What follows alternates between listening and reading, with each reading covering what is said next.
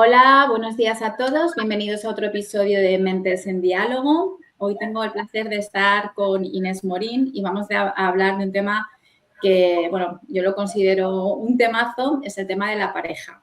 Lo hemos titulado porque cuando estuvimos hablando sobre qué de la pareja vamos a hablar, me pareció muy interesante lo que me comentó Inés, que dijo, vamos a hablar de la pareja, pero de lo que de antes de la pareja, o sea, es decir, que la pareja no empieza cuando ya están juntos, sino la pareja empieza antes de conocerse.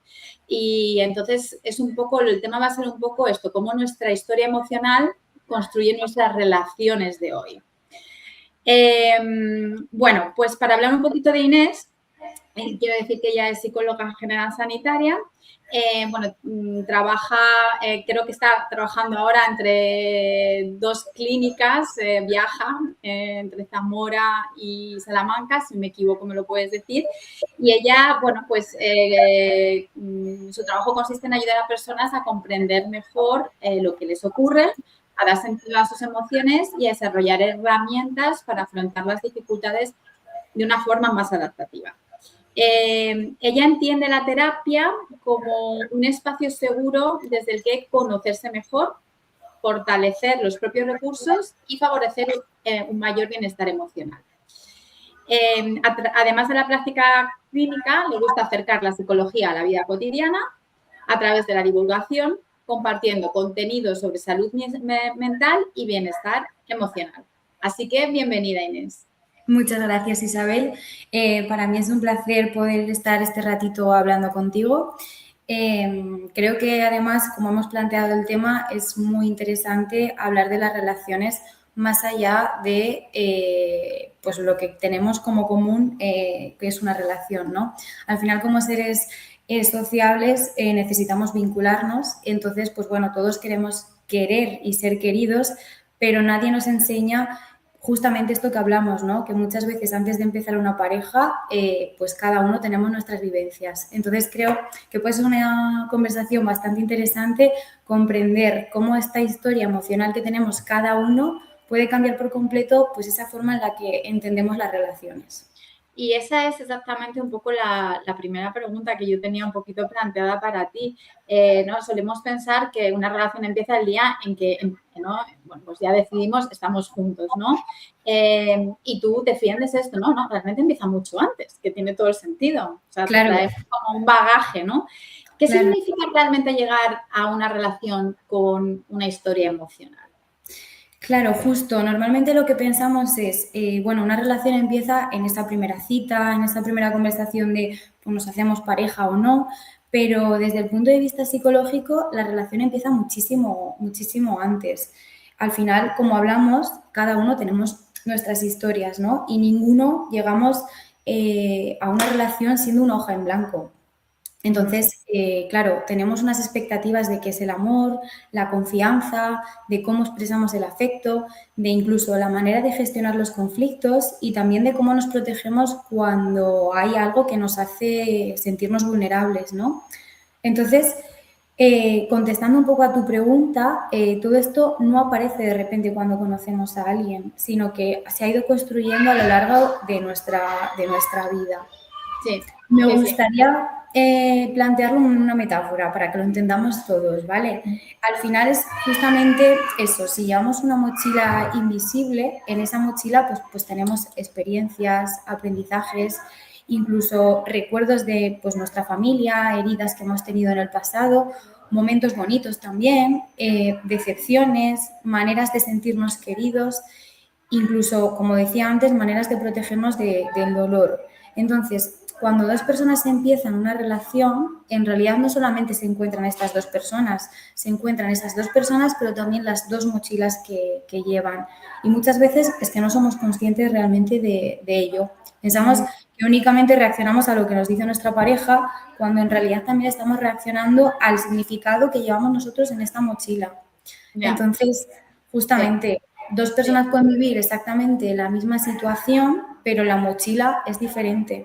Sí, y ahí yo creo que estás tocando un punto muy importante, ¿no? Que es el tema de nuestros primeros vínculos también, ¿no? O sea, es decir, esa mochila está cargada de muchas experiencias, pero sobre todo, y hay muchos estudios que dicen también el tipo de vínculo, nuestros primeros vínculos, como han sido también lo que hemos observado de esos vínculos, lo que hemos vivido de esos vínculos, hay mucha relación entre, ¿no? Hay muchos estudios que relacionan el tipo de apego en la infancia también con el tipo de apego luego en las relaciones sentimentales, en las relaciones románticas, ¿no?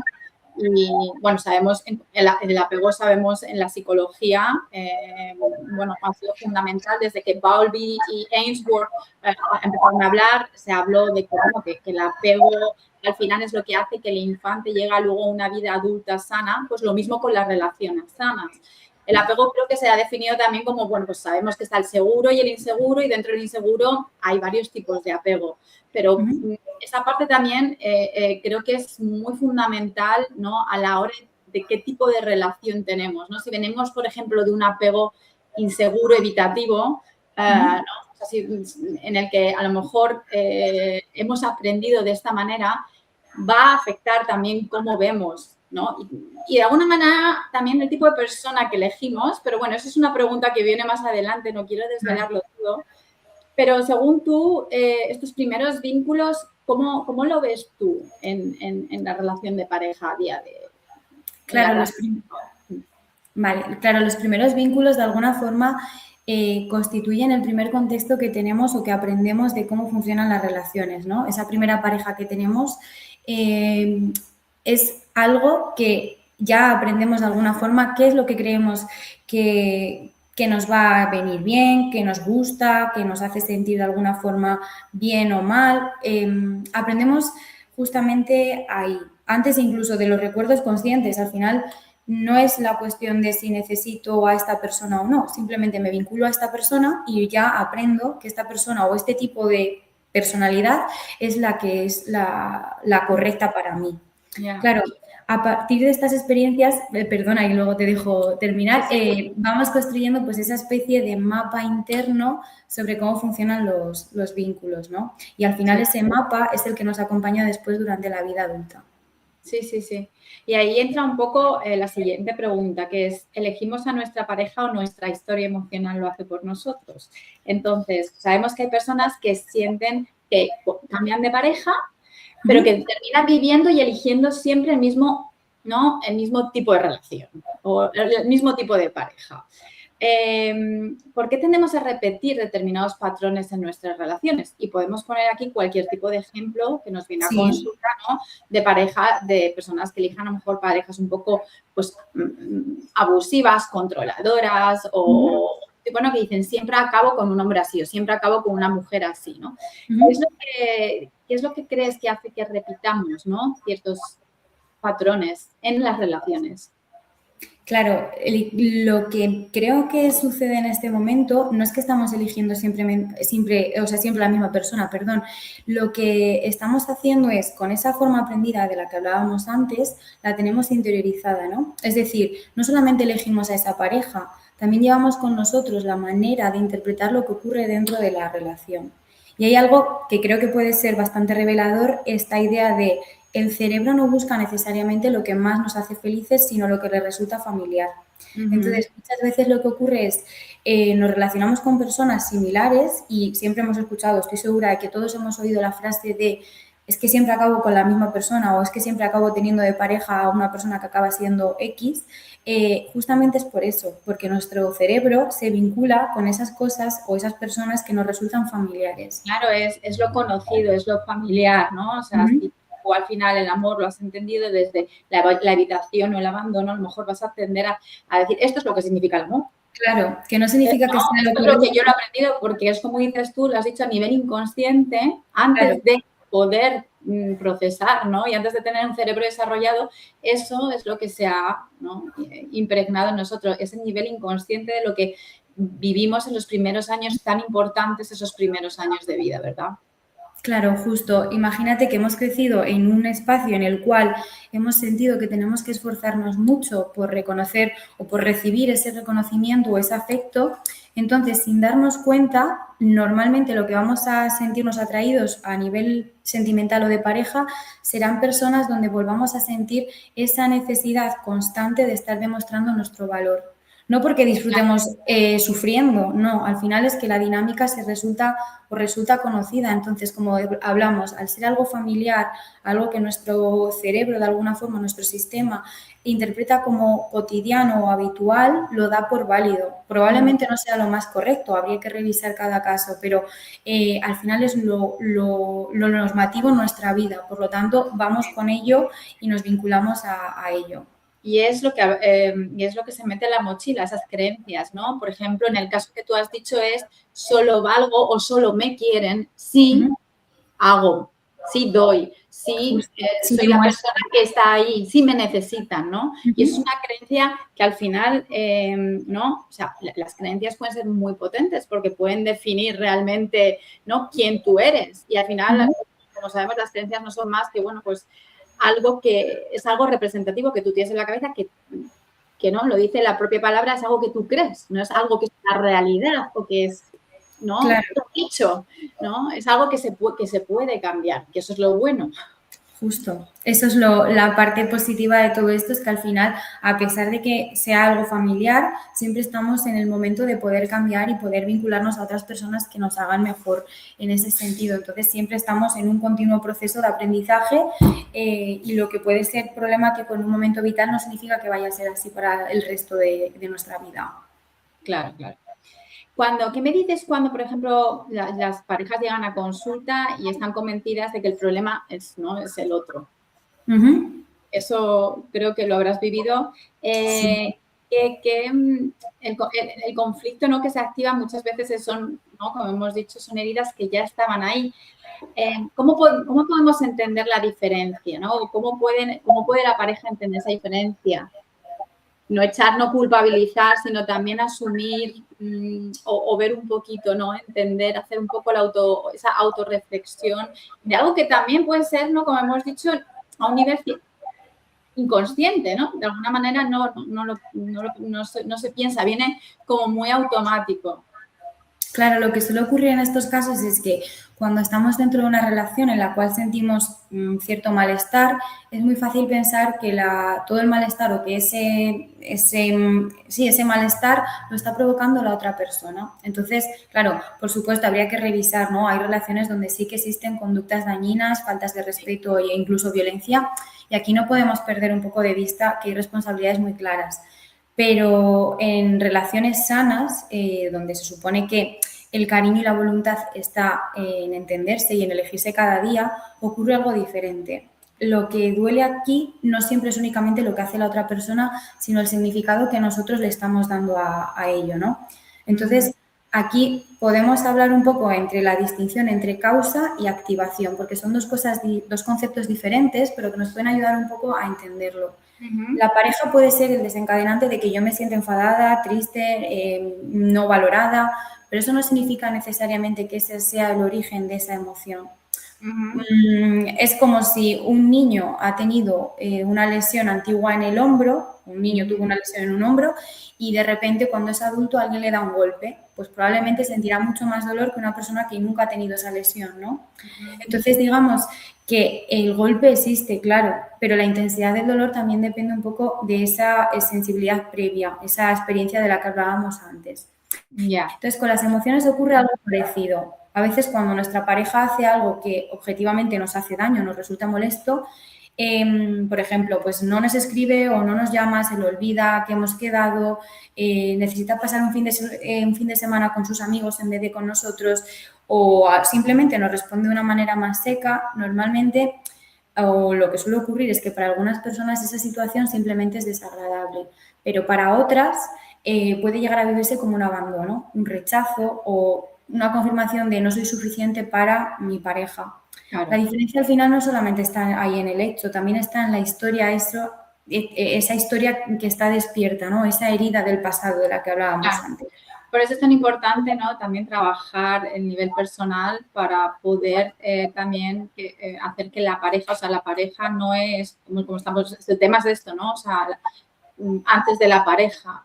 Y Claro. sí, es verdad que uno viene a lo mejor con una historia un poco de muchas heridas emocionales, trauma o complejos o experiencias o ciertas creencias, observar cómo se protegían sus padres, ¿no? Por decirlo, cuando discutían sus padres, el padre cogía, salía de casa y a lo mejor volvía 2 días después. No sé, esos impactos, ¿no? Que te han tenido en la vida de lo que tú has observado también en tu casa, En tu familia de origen. de origen. Y también en tu personalidad, puedes ser más introvertido, más extrovertido. Hay gente que puede necesitar más expresar las emociones, gente que necesita un tiempo, ¿no? O sea, es como que se encuentran 2 personalidades distintas, con 2 formas de expresar emociones, con 2 formas a lo mejor de entender el amor, ¿no? Desde luego. Y eso es, ¿no? Un shock, o sea, ese encuentro emocional en el que al principio es todo, llevamos las gafas de color rosa y es todo muy bonito, Sí. pero que cuando pasa el tiempo es cuando estas cosas empiezan a salir, ¿no? Sí, justo. Ya. Es un tema muy, muy interesante que en la pareja, ¿no? Luego empiezan estos roces, porque ahí es cuando muchas veces empieza el conflicto y cuando empiezan esos mensajes negativos, ¿no? De uno hacia el otro y ya. Aquí es cuando ya entramos en que esa relación puede ser de una relación que era sana a una relación que puede convertirse en tóxica. Y luego, claro, Habría que revisar justamente, claro. Sí. Desde luego, coincido totalmente. Has dicho antes algo que también me ha gustado mucho, que es como cuando tenemos algo, no sé cómo utilizar esta palabra, me viene en inglés, el trigger. O sea, es como el desencadenante, lo podríamos llamar, ¿no? Cuando tenemos algo que nos funciona como algo que pasa, ¿no? Que reaccionamos, que reaccionamos de una manera muy intensa, ¿no?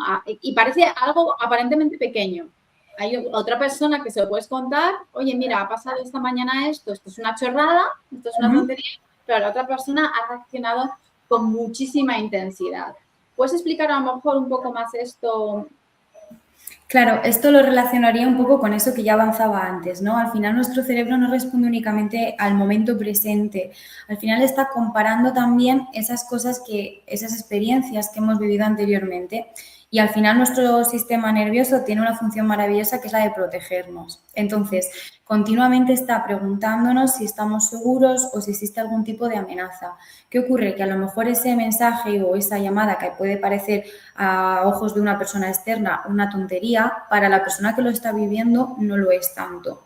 Porque a veces no es el problema en sí, sino es el peso emocional que va con ello.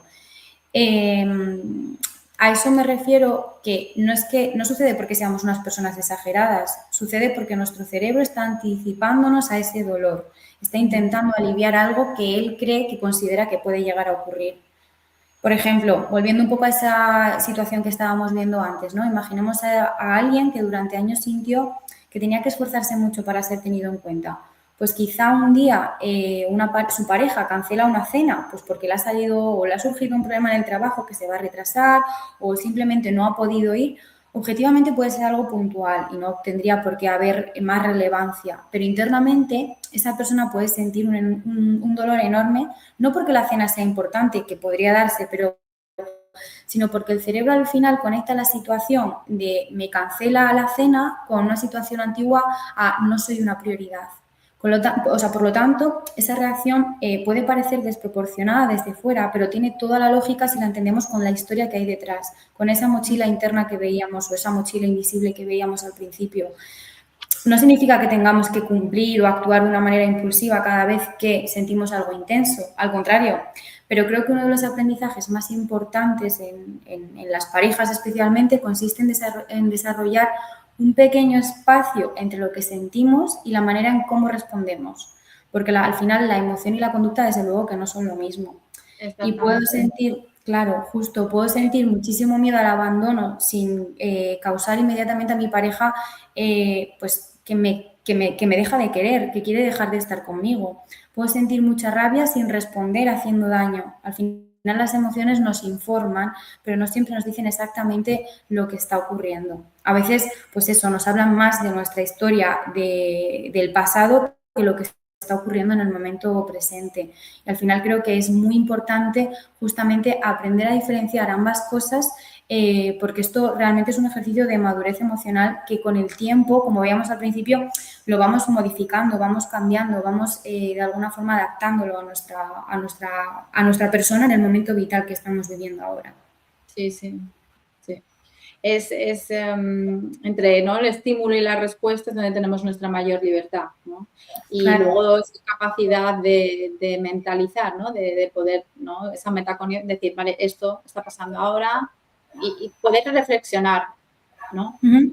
Es Sí. decir, este es el presente, el trigger, ese desencadenante viene de ahora es mi pareja, me está abandonando, no soy suficiente o es Claro. algo que yo llevo en mi mochila, ¿no? Claro, justo. Entonces, esto entra justo dentro de otra pregunta que tenía preparada y es que hablamos, ¿no? Ahora en la psicología me creo que está muy bien por la divulgación, porque igual que la divulgación con la nutrición, tenemos ahora un acceso que no teníamos antes y tenías que ir, ¿no?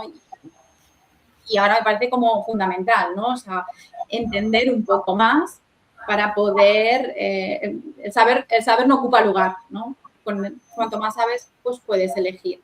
Pero estamos hablando mucho de límites, ¿no? Límites sanos, de poner límites. Hay muchas veces que no hay mucha gente que tiene dificultad en poner límites. Hablamos pues del tema del apego, la importancia del apego, la importancia del apego seguro en la infancia. Pero muchas veces cuando nos metemos en la pareja, tenemos expectativas muy, muy altas, ¿no? Y que esta pareja tiene que serlo todo, ¿no? Tiene que ser mi mejor amigo, tiene que ser la persona que me calme, tiene que ser la persona que me dé esto, que me dé lo otro, que no sé qué, que no active. No sé, esperamos que calme todo aquello que nos duele. Y aquí la pregunta es, ¿dónde termina la responsabilidad de uno y empieza la del otro dentro de una relación? Vale, esta pregunta es muy interesante, la verdad también muy compleja, pero como dices, al final en los últimos años hemos incorporado muchos conceptos desde la psicología al lenguaje cotidiano. Los límites es uno de ellos y además lo escuchamos cotidianamente. Tengo que ponerle un límite a mi madre, tengo que ponerle un límite a mi pareja. Claro, a veces estos conceptos llegan muy simplificados y corremos el riesgo de entender las relaciones desde posiciones muy extremas. Entonces, esa idea de hazte responsable de todo lo que sientes, cuidado. A veces tenemos que tener ahí un poco de atención, poner un poco de atención, porque mi pareja no debería cubrir todas las necesidades emocionales que tengo como persona individual. Al final, eso corresponde a mi persona, no le corresponde a mi pareja. Claro, ahí tenemos que marcar el límite. ¿Dónde empieza o dónde termina mi persona y dónde empieza la otra? Desde mi punto de vista, creo que es algo muy complejo. Se acaba aprendiendo con el paso del tiempo, con cómo conocemos a la pareja.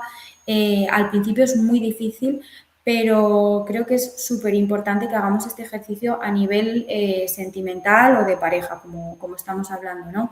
Porque creo que una relación sana se construye cuando ambas personas entienden que existen dos responsabilidades que conviven. Somos dos personas diferentes que convivimos, que nos elegimos, pero somos distintas. Para ello creo que lo que podemos intentar hacer es tener lo primero a nivel individual una responsabilidad personal, cada uno de lo que siente, de cómo esa mochila invisible, qué lleva metido dentro de esa mochila, conocernos, identificar esas heridas que tenemos, preguntarnos incluso por qué en determinadas situaciones nos sentimos tan atacados o nos afectan tanto. También aprender a regular pues, esas emociones sin depositar completamente en la otra persona lo que yo estoy sintiendo, ¿no? Y creo que lo segundo, que también es muy importante, es una responsabilidad relacional. Es decir, entender que nuestras conductas van a tener un impacto en la persona que nos acompaña, ¿no? Que nuestras palabras pues, pueden hacer mucho daño, al igual que nuestros comportamientos, pero que podemos responder con empatía, con respeto y sobre todo con esto, con una responsabilidad emocional. Porque a veces escucho frases como, bueno, es que son problemas tuyos, tus emociones son cosas tuyas. Claro, técnicamente, en parte, esa afirmación es verdad. Creo que son emociones de la otra persona, pero si esta persona me importa, tenemos que revisar desde qué punto le estamos intentando solucionar o ayudar, porque muchas veces lo hacemos desde la inmediatez, pero hacemos más daño del que realmente lo tendríamos en cuenta, ¿no? Sí.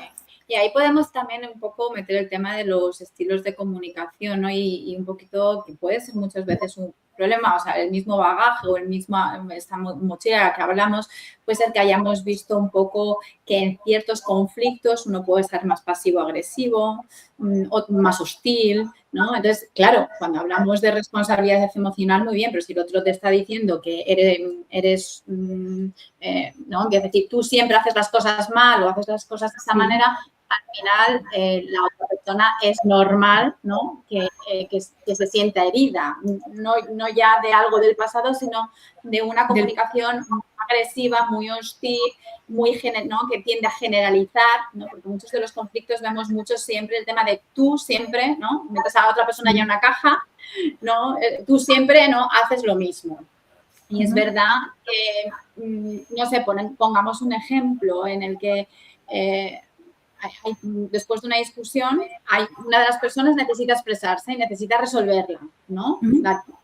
Hay gente que termina la discusión y no se sienta a gusto, necesita hablar de ello y la otra persona está cargada y necesita pausa. Y ninguna de las dos piensa o siente que la otra le entiende o le quiere. O sea, ya en ese momento es como no me entiendes, ¿no? Tú que no me escuchas, no me dejas hablar, y el otro es tú que no me dejas espacio y no me entiendes. ¿Qué está ocurriendo aquí desde el punto de vista psicológico? Claro, hay que tener en cuenta varias cosas. Has tocado conceptos muy importantes. Lo primero, la comunicación, ¿no? La forma en la cual estamos transmitiéndole a nuestra pareja esos mensajes que queremos decirle, ya sea de manera constructiva o no, es muy importante. Normalmente lo que tenemos que empezar a revisar es cómo nos hablamos. La comunicación dentro de la pareja es un pilar fundamental. Entonces, si eso ya de alguna forma nos falla, tenemos que tener mucho ojo, ¿no? También me estabas diciendo que muchas veces intentamos solucionar la situación desde ahí, ¿no? Muchas veces lo que aparece no es eso, es que una persona, como persona individual, intento mantener mis necesidades sin tener en cuenta a la otra persona, no porque sea una persona egoísta o porque no me importe lo que tú me estás contando, ¿no? Simplemente lo que yo necesito en este momento es una cosa determinada que a lo mejor no lo estoy recibiendo por parte de mi pareja. Entonces, como te digo, muchas veces la comunicación asertiva sería la ideal. Claro que no siempre o no nos enseñan cómo ponerla en práctica. Esto es un ejercicio, vuelvo a repetir, que tenemos que hacer a medida que vamos creciendo a nivel individual y también a nivel de pareja. Sí, en ese ejemplo que te he puesto, por ejemplo, el de la persona que necesita hablar y el de la persona que necesita espacio. Sí, si una persona te estuviera escuchando ahora, ¿tú cómo crees que lo resuelven? Porque aquí es verdad, ¿no? Que uno entra en plan, yo necesito que mi emoción venga escuchada, pero claro, estamos hablando también de un conflicto, ¿no? Después de un conflicto, los conflictos se tienden mucho, ¿no? Los niveles de cortisol suben, la adrenalina sube, la corteza prefrontal funciona un poquito peor porque el sistema límbico está ahí, ¿no? Está funcionando más pues esa parte, esa estructura emocional y muchas veces no se puede, ¿no? Pero claro, se notan muchas veces esas dos formas, ¿no? En las que uno necesita, cuando algo está sucediendo, volver a acercarse al otro. Y hay veces que hay uno que quiere alejarse o necesita alejarse, necesita salir del estímulo y el otro necesita. ¿Tú qué dirías aquí o qué le recomendarías aquí a las parejas? Si pudieras... Claro. Vale, claro, al final lo que ocurre aquí creo que es una situación bastante cotidiana. Muchas veces una de las personas, como tú bien dices, lo necesita solucionar en ese momento porque ha aprendido que si la relación está en peligro, probablemente la conexión la necesita cuanto antes porque si no la relación se va a terminar. Su sistema nervioso ahí interpreta que mientras el conflicto siga abierto, lo que ocurre es que la relación se va a terminar, como te digo. Por eso siente tanta urgencia en necesitar hablarlo. No porque quiera no discutir o porque simplemente necesita sentir que el vínculo es seguro. Mientras que la otra persona, la que necesita marcharse, no suele hacerlo porque no le importe la relación. Al final muchas veces ocurre justo lo contrario, ¿no? que necesita alejarse porque siente que está muy activada, como decías tú, al final su sistema emocional, su sistema límbico a nivel general está muy activo y que si termina hablando va a decir cosas que probablemente después se va a arrepentir. Claro, ahí hay un conflicto porque yo necesito solucionarlo ya, pero tú te alejas. ¿Es porque no te importo o tú me estás presionando demasiado? Entonces tenemos, aparte del conflicto que ya teníamos, uno añadido. Claro, ¿qué ocurre aquí? ¿O qué les recomiendo yo, si es que puedo recomendar algo?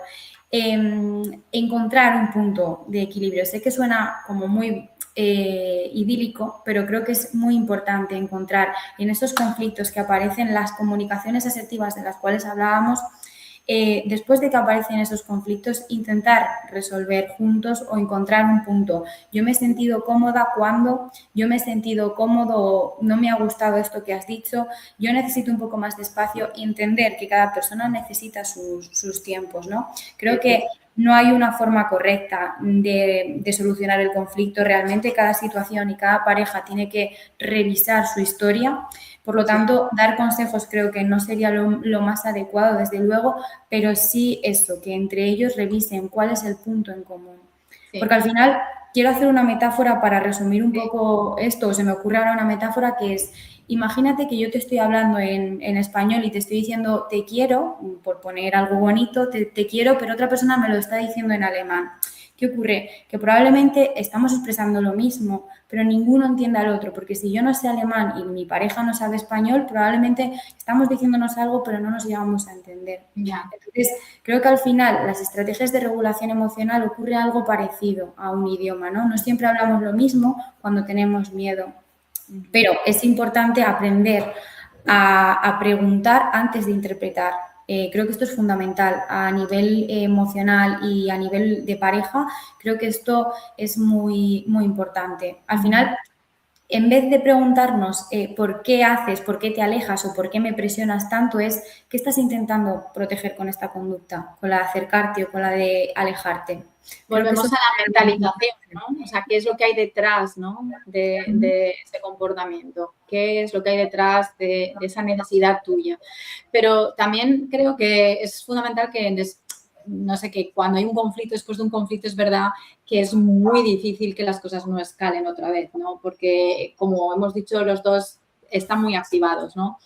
Y que después, o sea, al final esa necesidad que tú has dicho, ¿no? De querer comunicar, querer, ¿no? Decir, porque si no esto se va a acabar, ¿no? Es poder dar un espacio para volver a tener un poco de equilibrio y no dejar el tema separado, ¿no? Porque es un tema a lo mejor que hay que volver a tocar.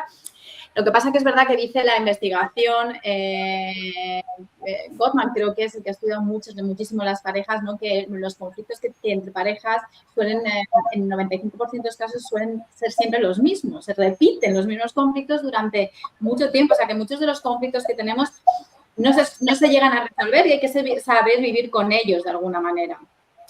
Pero claro, cuando un conflicto es muy intenso, para que no llegue muchas veces a gritos o portazos o alguna palabra maldicha, sí que es verdad, ¿no? Que bajar un poquito de conseguir bajar esas revoluciones, ¿no? Ese cortisol, esa adrenalina, tener un espacio, darse, ¿no? Unas respiraciones, cualquier técnica que te pueda ayudar a decir, a lo mejor no es el momento, ¿no?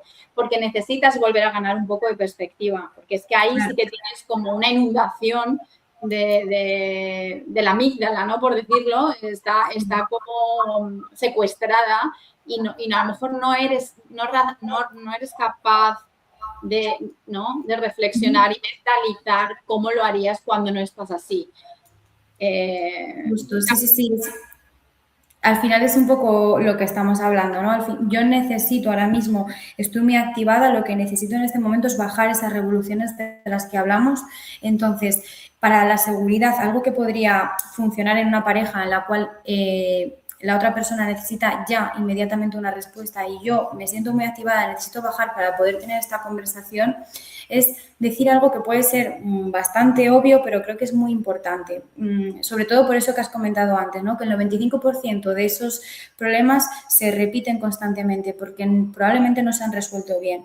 Entonces, una de las frases que podemos utilizar aquí es en este momento estoy muy nervioso, muy nerviosa, necesito calmarme, pero te prometo que vamos a volver a hablar de esto en cuanto pueda. ¿Por qué? Porque aquí estamos dando a entender a la otra persona mi necesidad y al mismo tiempo le estamos dando a ella la seguridad, o a él le estamos dando esa seguridad de que se va a resolver, de que no se va a quedar en el aire. O me importa, volveremos a tocar el tema porque que se queda ahí, pero no es el momento, ¿no? Hay veces que es verdad que no es el momento. Justo. Hay que encontrar, como te decía, el punto en equilibrio en el cual las dos personas puedan conversar y esa situación, ese conflicto que haya habido, poder resolverlo, pero no desde ese punto de activación tan alto, tanto para bien como para mal, con esa necesidad de resolverlo ahora o con esa necesidad de salir corriendo. Sí. No, y cuando uno se encuentra a lo mejor en esa tesitura en la pareja, muchas veces es verdad que aprender técnicas de comunicación también puede ayudar muchísimo cuando hablamos luego de recursos. Pero sí, el poder aprender un poquito ¿no? Ese impulso que uno puede tener, decir, no, es que lo tengo que resolver ya. Bueno, pues es que a lo mejor ahora no es el momento y ahí es donde hemos hablado antes, entre estímulo y respuesta tenemos la libertad, ahí puedes decir, tengo esta necesidad, pero realmente puedes, ¿no? Puedes un poquito poner un poco de distancia, sí. Ganar un poco de distancia, ganar un poco de perspectiva y luego sí que es importante, ¿no? Volver a coger la pareja y a lo mejor si es un tema importante poder hablarlo, ¿no? Porque al final es verdad que si lo dejamos o si la otra persona no lo vuelve a tocar, sientes que no le importa, ¿no? O sientes que no... Y volvemos a tocar cosillas. Muchas de las cosas salen y muchas de las discusiones a veces empiezan por cosas como quién recoge la cocina, ¿no? No ha recogido la cocina o un comentario un poco aparentemente que no tiene importancia, ¿no? Que uno dice algo, ay, ¿cómo te has vestido? No sé, cualquier cosita. Pero realmente el conflicto suele estar en ese comentario o en esa cosa y suele esconderse algo debajo de esas discusiones cotidianas. ¿Tú qué crees o qué puedes decir aquí que puede ser, ¿no? ¿Qué se esconde detrás de esta cotidianidad o de estos conflictos cotidianos? Claro, muchas veces es lo que dices, ¿no? Tenemos discusiones o conflictos con nuestra pareja, sobre todo en la convivencia, como vemos, quién recoge la cocina, quién ha dejado la toalla en el suelo, quién ha hecho o quién no ha hecho. Claro, muchas veces cuando empezamos a indagar, descubrimos que casi nunca es eso lo que duele realmente, el hecho de no haber recogido la cocina o haber dejado la toalla en tal sitio, no. Lo que duele realmente ahí es el significado que cada persona le da a la situación. Al final, imaginando una escena cotidiana como la que estabas proponiendo, ¿no? Una persona llega a casa después de un día complicado en el trabajo y se encuentra que la cocina está exactamente igual que la dejó cuando salió por la mañana, mientras que la pareja a lo mejor ha tenido tiempo para hacerlo. Claro, desde fuera puede aparecer esa discusión sobre quién limpia, quién le tocaba o por qué no se ha hecho y quizá lo que realmente estás sintiendo ahí es, siento que toda la carga recae sobre mí. Si yo no lo hago, la otra persona no se molesta. No tiene en cuenta que a lo mejor yo he tenido que irme todo el día fuera y ahora me encuentro lo mismo. Tengo la sensación de que mis esfuerzos no se valoran. El proyecto que tenemos compartido creo que se tambalea o ni siquiera tenemos un proyecto compartido. Claro, ¿qué ocurre? Ahí es cuando la discusión visible está en que la cocina no se ha recogido, ¿no? Pero por debajo hay muchas otras cosas, como te comento, ¿no? Al final, el no sentirme acompañado, el no sentirme reconocido, no tenerme en cuenta, todas estas cosas ocurren constantemente. Entonces, realmente, a lo mejor no es que siempre me toca a mí recoger la cocina, siempre me toca a mí hacer los platos. A lo mejor lo que realmente quiero decir es, necesito que pienses en mí, en que hoy he tenido un día complicado y cuando llegue a casa necesitaría que se validara eso, no tener que sentirme además que no se me tiene en cuenta en casa. Creo que ahí al final hay una pequeña diferencia que a veces con el tiempo lo vemos. Sí. No, y esos son esos temas, ¿no? Que merece la pena sentarse y poder hablar ¿no? Desde el yo me siento. Claro, ¿no? Yo me siento Aquí hay una cosa muy importante y es que muchas veces evitamos hablar de conflictos simplemente por eso, ¿no? Porque nos generan un conflicto y un malestar, por lo tanto se quedan en el tintero y como ya veíamos antes, el 95% de los problemas se vuelven a repetir porque por evitar un malestar no lo tengo o no lo hablo. Claro, yo lo que recomiendo normalmente en terapia muchas veces cuando me encuentro situaciones similares es sentaros y hablar una conversación difícil, complicada, de la cual se remuevan cosas, pero creo que es súper necesario tener este tipo de situaciones en la pareja para que se resuelvan los conflictos. Muchas veces hacemos lectura de mente, adivinación, intentamos pensar lo que la otra persona cree o simplemente está diciendo o creemos que piensa. O que se tendría que dar cuenta, ¿no? Que ¿no? Se tendría que dar Sí. cuenta que, ¿no? Y a lo mejor la otra persona es que no lo hace aposta, es que no, de verdad que no se da cuenta. Porque está... Claro, sí. por eso.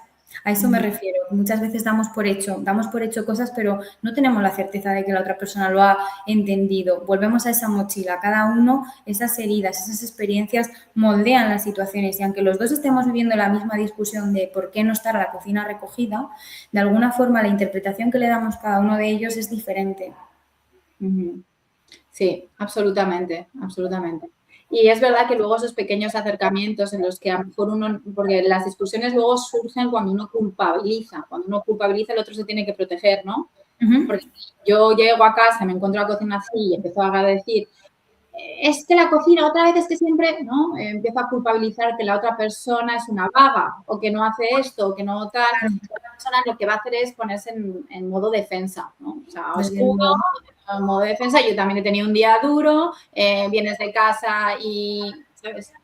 Entonces, es un poquito el poder decir, en vez de que se acumule, es verdad que cuando hay temas en los que uno se siente no visto, no apreciado, no que se queden ahí, porque muchas veces se quedan ahí, se espera uno que el otro reaccione, la reacción no llega nunca a la que deseamos, la que esperamos, y las discusiones son cada vez siempre más frecuentes y luego incluso más hostiles, ¿no?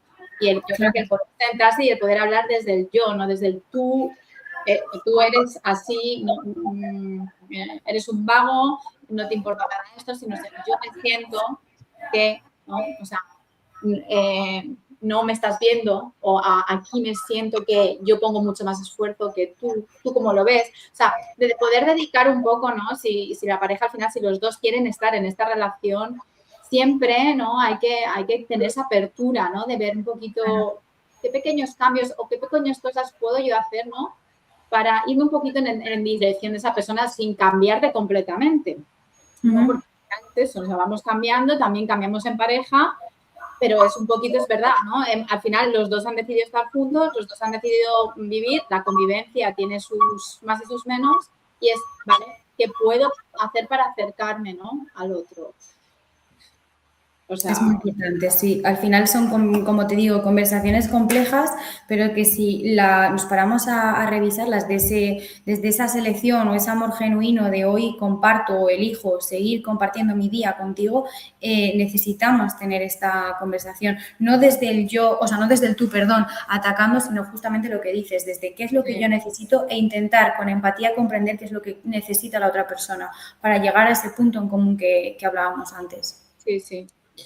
Y otra cosa, Inés, ¿qué mecanismos de protección observas con más frecuencia en consulta y cómo pueden terminar alejando precisamente a las personas que más queremos, esos mismos mecanismos de protección?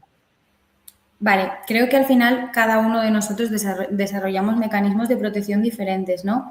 Y creo que a veces lo interpretamos como con una connotación negativa, cuando creo que en principio no es así del todo. En realidad, los mecanismos de protección son esas estrategias que, como veíamos, nuestro cerebro ha aprendido para intentar protegernos de ese sufrimiento. Y el problema no es que existan estos mecanismos, creo que el problema es que muchas veces los utilizamos en contextos donde ya no son necesarios o donde tal vez ni siquiera o tal vez generan justamente el efecto contrario al que buscamos, ¿no? ¿Puedes poner un ejemplo de mecanismo de protección así para la gente a lo mejor que pueda estar viéndonos y que pueda decir, ¿a qué te refiere con mecanismo de protección con mi pareja? ¿Qué puede ser? Pues, por ejemplo, hay personas que tienen miedo a perder a alguien, ¿no? E intentan controlar mucho esa relación. preguntan constantemente, ¿me quieres? ¿Estás bien conmigo? ¿Cómo te sientes? Necesitan muchas muestras de cariño. Esto nos lo encontramos muchas veces en consulta. Sí. Buscar asegurarse o reasegurarse todo el tiempo de que la relación está bien y que es un vínculo seguro. Sí. Claro, lo hacen porque necesitan sentirse tranquilas, pero la otra persona lo puede estar viviendo como una falta de confianza. Sí, sí, sí. Si me pregunta tanto por qué me quiere, ¿por qué es? ¿Porque me quiere de verdad? ¿Porque está haciendo algo a mis espaldas? O como una sensación incluso de agobio. Si por lo que sea yo hoy tengo un mal día y no me apetece demostrar afecto porque no me apetece, porque no puedo, si esta persona, mi pareja, me está presionando, me siento agobiado y a lo mejor eso también me crea cierta distancia. Claro. Entonces, claro, creo que esto puede ser un ejemplo muy bueno para identificar este tipo de mecanismo, ¿no? Yo lo hago porque necesito sentir el vínculo seguro, pero mi pareja lo interpreta por le estoy presionando, lo estoy haciendo porque siento realmente, porque hay una falta de confianza. Sí, que lo mismo que te ayuda a ti a hacerte proteger, que viene de esa mochila, de ese bagaje, ¿no? De esa necesidad que a lo mejor tienes que trabajar individualmente, hace que la otra persona se aleje y luego haya a lo mejor también o se aleje o pueda haber conflictos, ¿no? ¿No? Como en el caso que has dicho tú de no confía en mí. O sea, Claro, justo. Al final ahí lo que ocurre es o que dejan de hablar o que se muestran más fríos o más distantes o intentan resolverlo todo por sí solos y no porque no quieran a la otra persona. Al final lo que se ha aprendido ahí es que la vulnerabilidad es peligrosa tanto para una parte como para la otra, ¿no? Entonces, pues también vemos con mucha frecuencia eso, la complacencia, personas que siempre dicen que sí por miedo a que la otra persona se aleje o que priorizan constantemente las necesidades de la otra persona. Entonces, esto también hay que revisarlo porque paradójicamente con el tiempo estas situaciones o estas circunstancias acaban sintiendo muchísimo resentimiento porque nunca se encuentra un espacio para expresar eso que necesito, ¿no? Realmente, ¿por qué yo necesito esta inmediatez ahora? ¿Por qué yo ahora te estoy presionando si me quieres o no me quieres, si me estás eligiendo o no me eliges? Hay que tener aquí el foco en ello. sí, que luego se pasa mal, ¿no? Claro. El no priorizarse, el tener esa desconfianza, el vivir siempre con la incertidumbre, el no poner límites, el no saber decir que no. Eso también es una carga emocional que se lleva, ¿no? A nivel de individuo, no solamente ya a nivel de pareja. Claro. Que puede afectar y luego puede dar que la otra persona de alguna manera, es verdad que solemos ver o puede pasar estas relaciones masoquistas a vista, precisamente un poco por eso, no, o sea, se da esa relación de si yo soy el que complazco, necesito una persona que complace y la persona que quiere ser complacida va a buscar a alguien que complace, pero luego uno se elimina y el otro no está ahí, entonces al final eso es tóxico, ¿no? O sea, hay que ver ese trabajo individual, ¿no? Que es un poquito de lo que hablamos, de decir, oye, ¿dónde entro yo aquí, no? ¿Dónde está mi espacio? Claro, mi conexión conmigo mismo. Justo. Creo que aquí hay una cosa súper importante que tenemos que decir y es justamente eso, ¿no? Primero necesitamos encontrar una forma más segura de sentirnos protegidos a nivel individual y esto precisamente es parte del trabajo terapéutico y no es que consiste en que yo me quito defensas, al final creo que lo que ayuda o en lo que consiste es en ayudar a que no sean tan necesarias estas barreras o estas, vamos a decir, protecciones que nos ponemos, estos mecanismos. Encontrar vuelvo a repetir lo mismo, encontrar un punto en el cual las dos personas de la pareja se sientan cómodas en esa circunstancia. Ya. Pero desde luego creo que el bagaje o el trabajo empieza en uno mismo a nivel individual para que luego eso se vea reflejado en la pareja. Totalmente, totalmente. Muchas veces empiezan relaciones pensando, ¿no? La otra persona, se empieza desde la carencia, ¿no? Se empieza desde necesito, ¿no? Necesito a alguien que me dé esto, necesito a alguien que me dé amor, que me acompañe, que me ayude con mis, ¿no? Desde la necesidad y no desde, ¿no? Desde el estar completo, el estar bien y encontrar a alguien con el que construir, que son dos bases ya para empezar completamente distintas, ¿no? Distintas, claro. También hay que tener en cuenta estas normas sociales no escritas, pero que pues hacen mucho daño, ¿no? Eso de he encontrado a mi media naranja o necesito a mi media naranja. A veces hay que tener en cuenta un poco como digo, esas normas sociales no escritas. Y como dices, al final coincido contigo, muchas veces los conflictos funcionan como un espejo. En las parejas muchas veces reflejamos esas cosas que nosotros, esas carencias, esas cosas que necesitamos o que anhelamos, las reflejamos en nuestra pareja y muchas veces ahí es donde ocurre justamente el conflicto. No porque la otra persona esté haciendo o diciendo, sino porque muchas veces necesito cosas que no se dan y lo pongo en contra de la otra persona de mi circunstancia. Ya.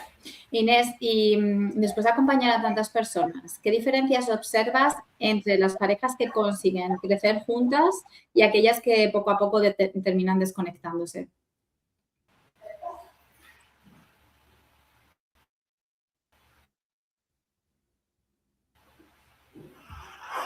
¿Me has oído?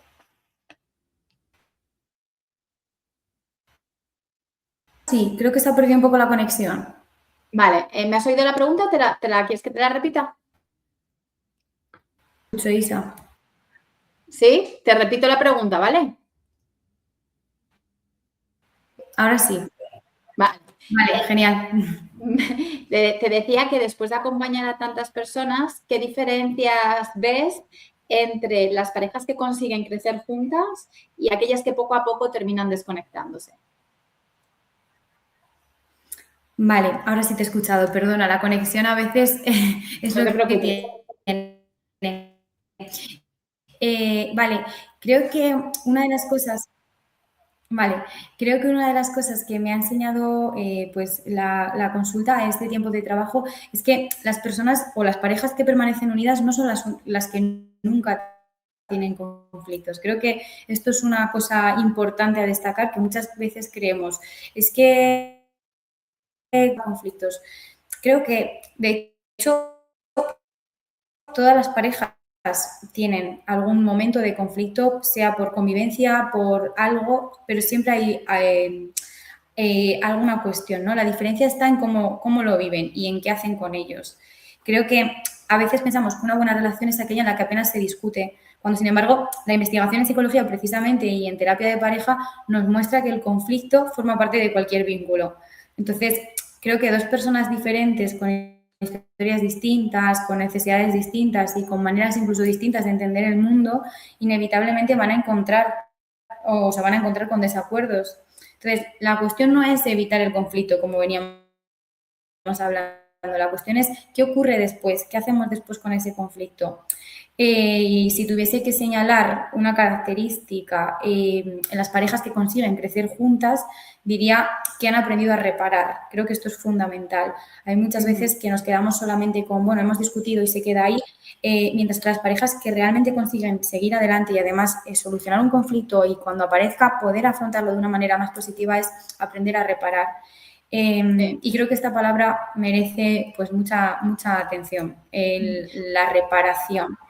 Sí, has dicho cosas creo que súper importantes, ¿no? Una es la Porque evitación muchas de veces al conflictos. final todos en algún momento respondemos pues, Sí, la conexión está un poco sí, que va justo. y viene. Sí, no sé qué ha pasado. Se ha cortado un poco ahí. Vale. Sí, sí. Yo decía que has dicho cosas muy importantes como que la evitación Vale, del decía conflicto eso. ahora está un poco, no sé, creo que estamos un poco a destiempo. Habla, di tú, Vale, Inés. dame un segundo. Vale, no te preocupes. Claro, decía eso, ¿no? Que todos al final en algún momento respondemos peor de lo que nos gustaría. Muchas veces interpretamos algo que está mal cuando hablamos desde el cansancio o reaccionamos desde el miedo. Y la diferencia al final no está en cometer errores, porque al final como seres humanos es inevitable que los tengamos, ¿no? Al final la capacidad está en reconocerlos y en acercarnos después. Una conversación después de un conflicto puede ser, entiendo que esto te hizo daño, ahora veo que no estaba entendiendo lo que necesitabas, lo siento, y desde ahí volver a conversar, ¿no? Creo que al final esto puede parecer sencillo, pero es una realidad que requiere muchísima fortaleza emocional y que hace que haya conflictos. Sí. Las cosas incómodas hay que hablarlas. Las cosas porque forman parte de la vida. O sea, el conflicto, evitar el conflicto lo único que hace es agrandar la distancia. al final emocional que pueda haber. Porque en una pareja, exactamente, ¿no? Lo que está sucediendo es eso, ¿no? O sea, son dos personas con dos bagajes, pero que quieren que comparten una vida. No se hablan de las cosas que nos incomodan, eso acaba alejando mucho a las parejas. O sea, estoy totalmente de acuerdo. Una cosa es el conflicto y otra cosa es la gestión del conflicto, porque claro, el conflicto muy acalorado a lo mejor tampoco es lo más sano, es también de alguna manera cómo pueden hacer para gestionar mejor el conflicto o comunicar, ¿no? Ciertos temas. Pero yo creo que hay un tema también muy importante que es, que lo dijo Gottman en la investigación, y yo siempre vuelvo a eso de las parejas, que es la cantidad de mensajes positivos que decimos a nuestras parejas, porque la negatividad, los mensajes negativos tienen mucho impacto y eso es a nivel evolutivo muy normal. Necesitamos centrarnos más, procesar más lo negativo, porque en lo negativo hay que cambiar algo, hay que mover algo, hay que movilizar algo. En lo positivo, pues ya está, lo tomamos y es algo que está bien, pues no hay que hacer tanto esfuerzo. Entonces hay como un ratio que se dicen, ¿no? Por cada mensaje negativo, 5 positivos, ¿no? Es muy importante, o sea, no olvidar también esos ciertos gestos de, que puede ser cualquier, ¿no? Cualquier gesto un poco educado, una palabra amable, una caricia, un beso, no importa el qué, ¿no? Pero que esa positividad se vea en la pareja, porque los conflictos van a ver, o sea, las tensiones no las podemos evitar ni con nuestras parejas, ni con nuestras familias, ni con nuestros amigos, ni con la sociedad, porque forma parte, ¿no? O sea, esos desacuerdos, ¿no? Sino es cómo hago, cómo equilibrio esto. Y el mostrar afecto es vital. Totalmente de acuerdo, Isa. Al final creo que, como dices, muchas veces nos quedamos con lo negativo y para que el peso de algo positivo necesitamos, pues como dice la ciencia, 5 cosas positivas para de alguna forma contrarrestar esa negativa, ¿no? Muchas veces nos quedamos solamente con eso y pasamos mucho, la vida nos atropella y es así, la vida adulta es complicada y nos atropella. Muchas veces vamos corriendo y no paramos a dedicar una sonrisa, un gesto, un comentario de pues gracias, o he tenido en cuenta este pequeño gesto, que sean cosas cotidianas, no hace falta que sean cosas extraordinarias, son muy importantes para que una relación funcione a largo plazo y que los conflictos, aunque los haya, puedan tener pues, menos peso o que se puedan resolver y además continuar construyendo una relación. Es así, es muy importante. Si pudieras dejar, Inés, una sola idea, una sola, esto es muy difícil, ¿eh? A todas las personas que están viendo esta entrevista, una idea que pudiera cambiar la manera en que entienden sus relaciones. Hemos hablado de mucho, yo creo que merece la pena ver toda la entrevista, pero ¿cuál sería esa idea?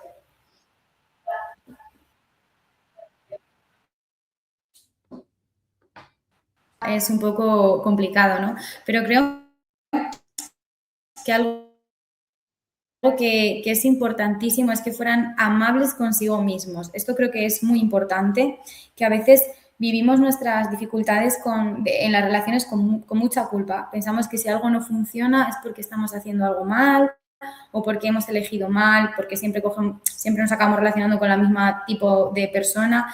Y creo que es lanzadora, ¿no? Al final, todos heridas, con miedos. Y no ella. Creo que ahí está donde reside la enorme libertad, porque comprender nuestra historia no significa quedarnos atrapados ahí en esa historia, en esa mochila invisible. Significa que dejamos de vivirla en piloto automático y dejamos de repetir sin entender, sino que empezamos a interaccionar o a relacionarnos o a tener una pareja de forma más consciente y no solamente preguntándonos qué es lo que nos pasa. Simplemente creo que para mí una relación sana no es aquella en la que nunca aparece el miedo, porque es inevitable una emoción que está ahí, sino que es aquella en la que el miedo deja de dirigir la relación. Creo que esto es muy importante y sobre todo otro aspecto, ya me has dicho uno, pero bueno, como veíamos, es imposible quedarnos solo con uno, es que las relaciones no empiezan cuando dos personas se conocen, empiezan muchísimo antes con todo lo que he aprendido y creo que precisamente por eso las relaciones tienen un enorme potencial de transformación tanto a nivel de pareja como a nivel individual. Y tenemos esa capacidad de seguir creciendo y sobre todo cuando conocemos y podemos y nos entendemos, ¿no? Cuando sabemos lo que hay y lo podemos observar, lo podemos cambiar. Es más difícil cambiar algo que uno no quiere ver. Pero tenemos ese potencial y tenemos esa capacidad los seres humanos que es bellísima, entonces que se llama neuroplasticidad y que podemos hacerlo, podemos trabajarlo. Totalmente de acuerdo contigo y has tocado también algo que es muy bonito, que es el tema de la autocompasión, que es decir, el tratarse bien, el quererse, el decir, también me equivoco, ¿no? Y el tema de reparar, como has dicho muy bien, ¿no? Me equivoco, pero reparar. Y el quererse cuando uno también no está bien, cuando uno también se equivoca, cuando uno también hace un error.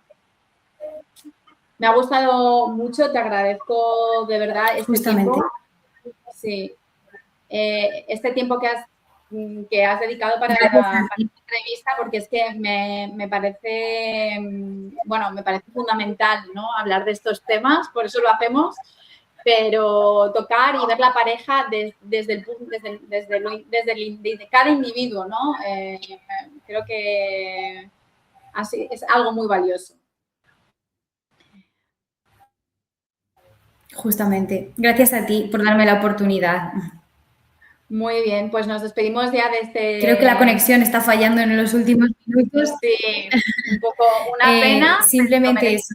Ha sido un placer, la verdad. Sí. Gracias, Inés. Sí, es el mensaje. Gracias por este espacio, porque al final nuestra experiencia o nuestra visión como, y que ocupan tanto en nuestra vida. Así que, bueno, espero que las personas que nos estén viendo le llegue las ideas tan sencillas y a la vez pues complejas que hemos estado conversando. Así que, bueno, muchísimas gracias, Isa. Ha sido un placer compartir este ratito contigo. Gracias a ti, Inés. Adiós. Adiós. Adiós.